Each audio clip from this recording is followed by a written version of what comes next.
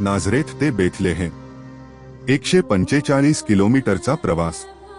एक तरुणी जी गर्भवती आहे। राजेशाही गाडी नाही, पहारेकरी नाही, फक्त धुळीने माखलेले पाय आणि अथक विश्वास। हा मार्ग खडतर डोंगरांमधून, कडक दिवसांमधून, गोठवणाऱ्या रात्रींमधून वळण घेतो। प्रत्येक पाऊल कठीण, पण देवाची दैवी योजना आहे।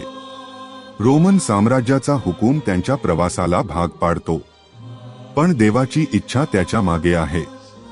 संदेष्ट्यांनी एका तारणहाराबद्दल सांगितले, बेथलेहेममध्ये जन्मलेला, दाविदाच्या वंशातून जन्मलेला, तुमच्यासाठी आणि संपूर्ण जगासाठी जन्मलेला। मरियेने विश्वासाने पाऊल टाकले। योसेफ तिच्याकडे काळजीने पाहतो, पण तो जाणतो ती एका दैवी योजनेचा भाग आहे। आराम नाही, प्रवास सोपा नाही, पण देव त्यांच्यासोबत चालतो।